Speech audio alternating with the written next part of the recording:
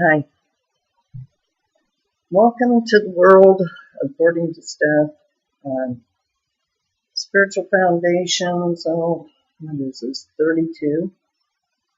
If it's not 32, it's 33. To be honest with you, I went on a cruise and it about wiped me out. Okay, I am disabled. I really am. And this is going to be a talk not just on spirituality, because I think spiritual things are connected with everything in life. All right. So hang in there with me, please. This is a very important one. In about a week, right around that, maybe 8 days from now, I will have an anniversary in my life, but it's not a good one.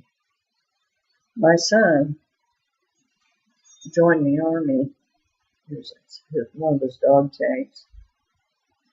Sometimes I wear it all the time, or for days on end.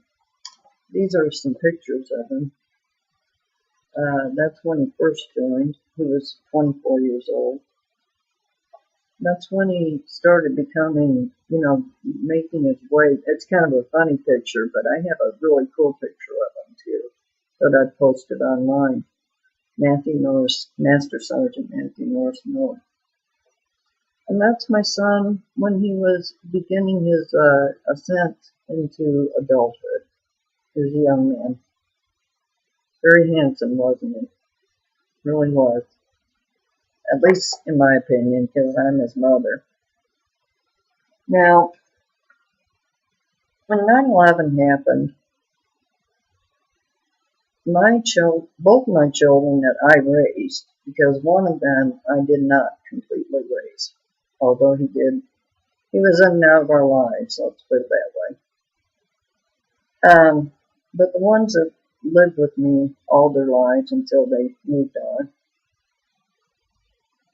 one thing that was very, very important to me besides them was my country. And they grew up with the Constitution actually up in our kitchen, along with the Declaration of Independence, the Bill of Rights, all kinds of documents that they actually saw regularly.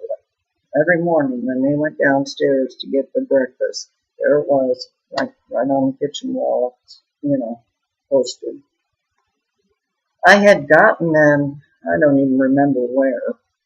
They were replicas of the Constitution and the Bill of Rights and the Declaration of Independence. But they were important. And I wanted my children to know the importance of them. And one time my son, Matt, my dear son Matt, was in a history class in high school. And I had studied history at great lengths in college. I loved history. And there's a lot of reasons for that.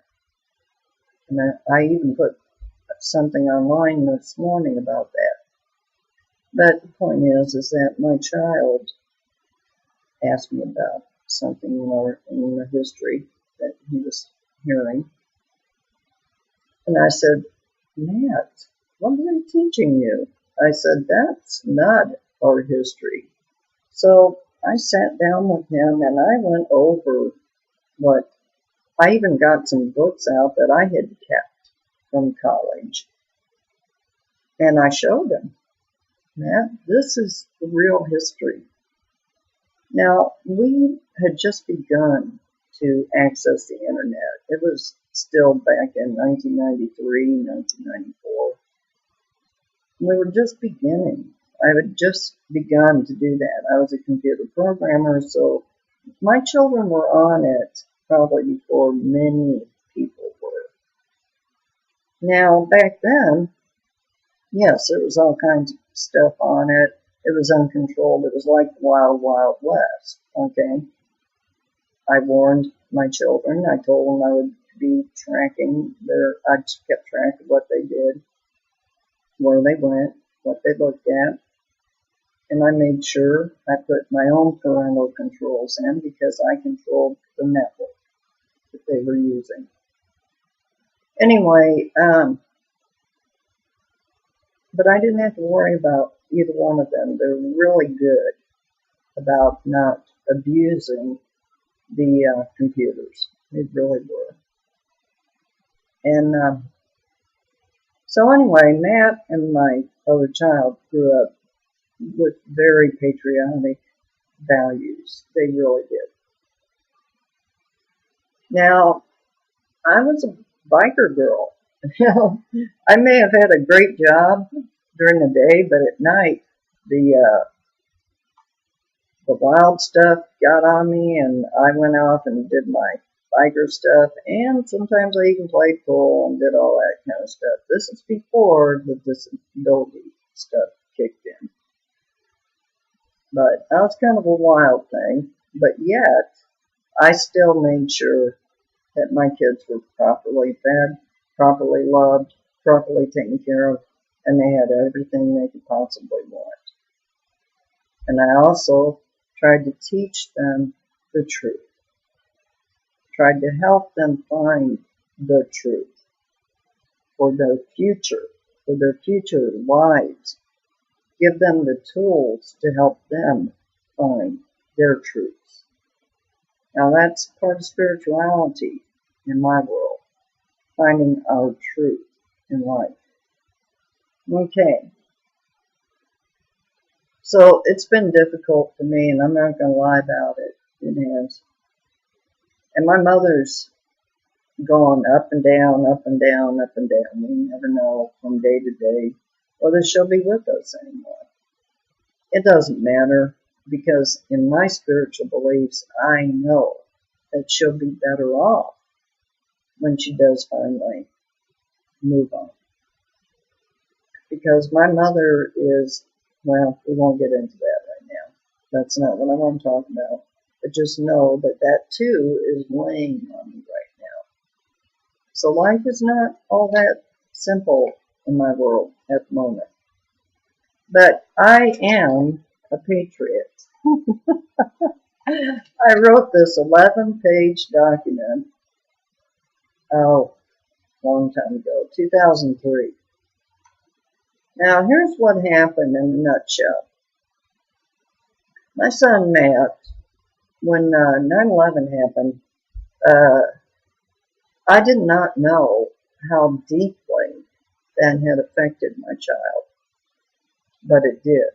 He was 24 years old.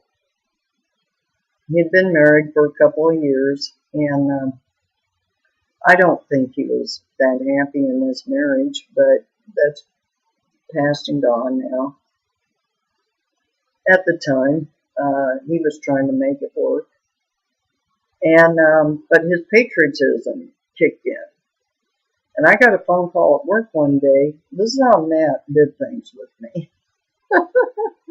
He either wrote me a letter to prepare me through a talk with him, or I would get a phone call out of the blue, major proportions in his life.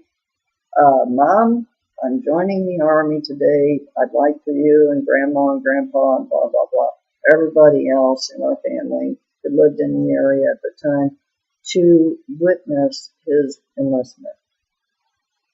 Well, that was November of 2001. That was a month after, or 2 months after 9/11.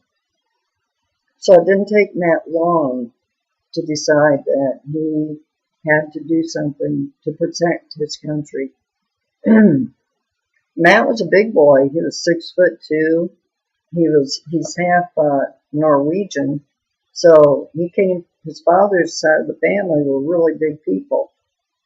I'm a little person, although some of my people are big too. So he got it from both sides. But for the most part, he wasn't heavy. He just was tall and kind of lumbering. But he was my son, and I loved him with all my heart. And we knew he was going to be big when he was even a little kid, because he always had those big feet, But anyway, in 2003, now we all made it to that, by the way. I took off time from work. I made it. Things at work had gotten kind of tough. Anytime the Republicans were in office, our work world got harder, believe me. I'm going to write a blog about that sometime, but it really did. It got really tough. You know, we didn't have the leniency that we had with our employer. We were IT people. They would call us at all times of the day and night for help. I mean, we had to be available 24 hours a day, basically. Kind of like a doctor. Of course, not here in Savannah. I'm not going to talk about that either. But anyway, I began to question 9/11 by 2000, the end of 2002. There were some things in my mind that were not adding up. And the Patriot Act, I had already become acquainted with that. Because I keep up with things, or at least I try to. Even though I was having major operations all the time, and I was still working at the time. I had a son in the Army. I was still raising my daughter. No, wait a minute, I'm sorry. My daughter had married by then, but she was very young. I had a brand new grandchild, and I think we were expecting another new one. And so there was a lot going on in my life, but one thing that I never let go of was my patriotism. Never. Now, in 2003, I wrote this, I am a patriot. And I tried to get on YouTube then, and YouTube wasn't, it was a little different back in 2003. It was pretty cool, actually. But I wasn't well known, so I only had a few minutes, 15 minutes at most, I think, or maybe even less than that, 14 minutes, something like that. But at any rate, I called it, what was it? I had a fireplace, so I had a friend of mine help me with the camera that I used because, you know, I didn't use the computer back then. And I called it Steph's sitting by the fireside chats or something like that. Something weird, stupid like that. But anyway, I started to read this to everybody. Now, what this is it talks about me, my life, who I am. It introduces me. And the fact that I am a patriot. Okay? That's what the first part of this is all about. And how patriotic my whole family is. Not just me. Where do you think I got it from? It was passed down. My father is a huge patriot. Right now he's dealing with a wife that's dying. So right now he cannot pay attention to what's going on in our country. But I am, because I'm younger than him. Now, I was against the Vietnam War. I was a teenager when all that was happening.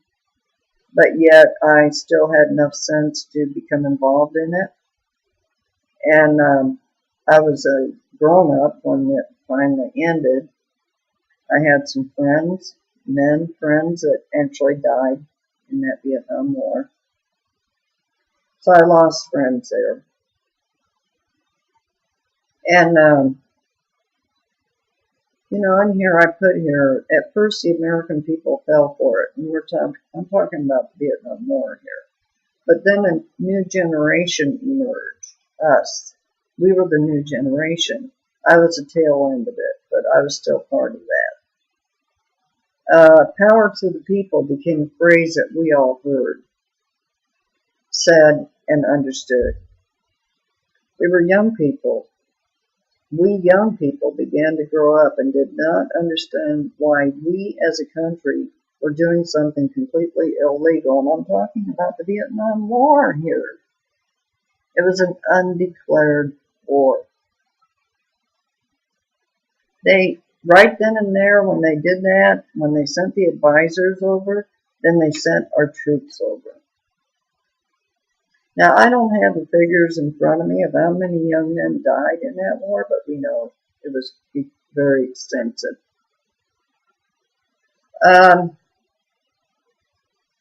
Okay, now, in the document, I talk about the police army, okay, because the police army actually started back when we were fighting against the Vietnam War. It didn't start just recently, okay? It's been around. The concept has been around. Now, I also talk about the election times and how I believed back in 2003 even that it was a game. I believe other people are actually controlling and calling the shots in this game we call presidential elections. I still believe that. Wholeheartedly, I believe that. I don't believe our chosen presidents are chosen by us at all. We have lobbyists and we have an electoral college. Now, lobbyists represent many companies who want senators and congressmen and women to support their causes for their particular companies. It's ridiculous. I call that control and power. How did they get their way with our politicians? Why, money, of course. But most of us do know this already, especially now. Back then, in 2003, nobody was thinking about this. They didn't want to hear this at all. I guarantee you, I tried. They did not want to hear it. Now, even back then, I said the world is a lot different now. Is it really necessary for our country to continue this archaic form of election? We must ask ourselves why, when we have all of our computer technology so far advanced now. I mean, actually it isn't. We had visions way beyond this when I was going to college. And we're in our babyhood, really, of what we are able to do. But we had great vision. One of my visions were allow people to vote actually from home. There's many ways we could do that. That would solve a lot of problems for older people, for disabled people, all kinds of things. Everybody could be guaranteed to vote at that point. Most people have a computer today. I guarantee you that.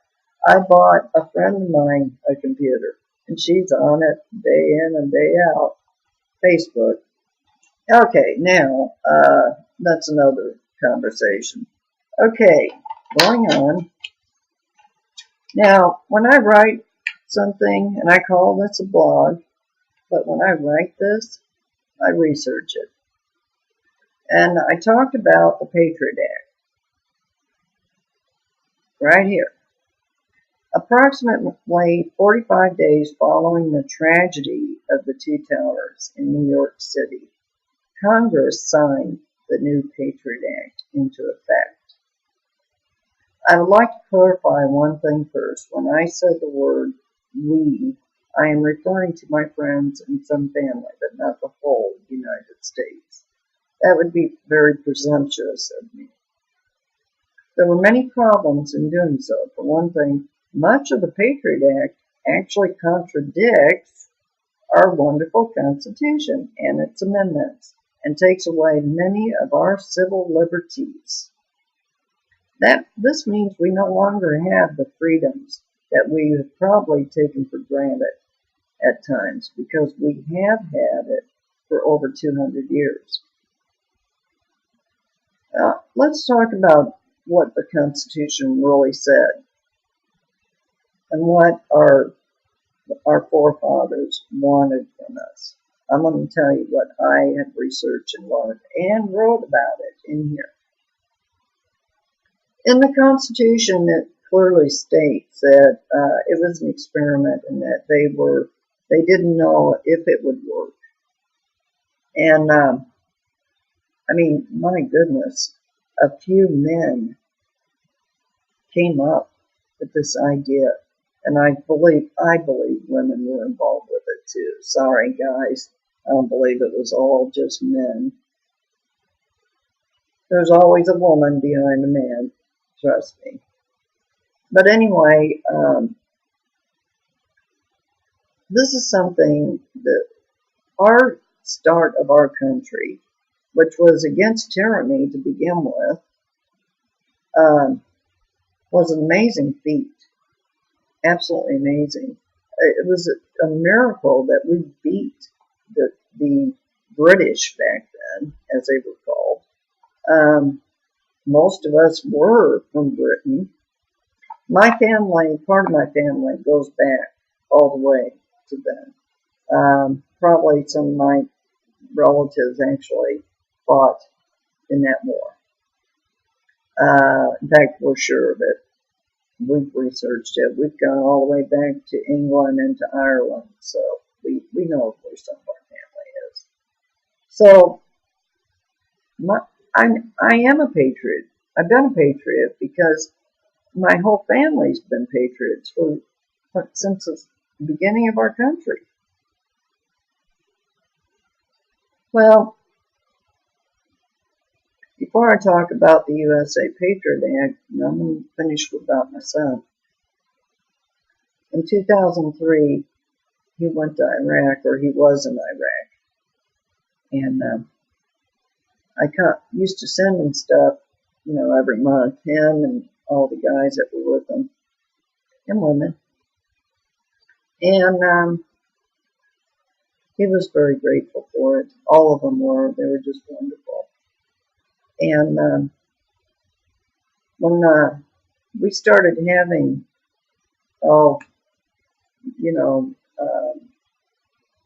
lobbying for the end of the Iraq war, we really did. I don't know if anybody remembers that because it didn't go very far. The funny part was that most of us who were out there doing this were parents of kids who were over there, or of young adults who were over there. Yeah, isn't that amazing? Well, I asked my son if it would bother him if I led a group. I lived in Independence, Missouri at the time. Harry Truman's home city. Yep. So right in front of Harry Truman's statue, we had a rally for us to end the war in Iraq. And I was even in the newspaper sitting in a wheelchair. But Matt gave me permission to do that. I would never have done it without his permission. I did not do it to dishonor our troops. My own child was one of those troops, as were many of the other people who were there. Me and another lady had our picture taken together. I was sitting in a wheelchair at the time, and she was standing next to me. And I had just had one of my many spinal operations, so I was still recovering. Anyway, it'll be 2 years and about 8 days when my son passed away. It was my daughter would argue with me on this because she just truly doesn't understand what happened. But I have documentation from some high-up people about it. And when he was in Afghanistan, he went to both Iraq and Afghanistan. He was the master sergeant on a helicopter that was saving people. It was a medevac helicopter. I can't even imagine my son killing anyone. I really can't. Um, I can't even discuss it with my daughter because she, on the other hand, thinks that he was capable of it, but I can't picture it. I knew him. He had a heart of gold. And that's why I think he wanted to be active in saving people, not hurting them. And the helicopter went on night ops one night, and something happened. It came down, and there were 4 people on board, my son included, and he was hurt very seriously. And it took him a long time. I have a video of him still over there on crutches, but he was still needing serious medical attention. He had a real bad blood clot. Now, blood clots run in my family. I had a brain aneurysm almost 5 years ago. His great-grandmother and great-grandfather on one side of our family both died the same year from blood clots. In fact, his great-grandmother had the blood clot that killed her. He had the same one. It was in his lung. And we're pretty sure of that. Now, it took another accident to bring that blood clot from wherever it had been sitting into action. And it didn't take long. It killed him pretty quick. So, he had an army funeral besides a regular funeral with the family. Now, both those funerals were amazingly filled with people. I mean, just jam-packed. Both of them. And they were both in very large places.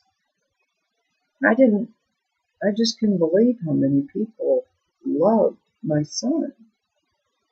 But he was that kind of person. Anyway, I think I was in a state of shock for almost a good year, the first year that he died. And I hate to say died, rather the word transition, because I don't believe that I do believe our bodies die, of course, because I have pictures of my child. And I know he wasn't with us anymore. But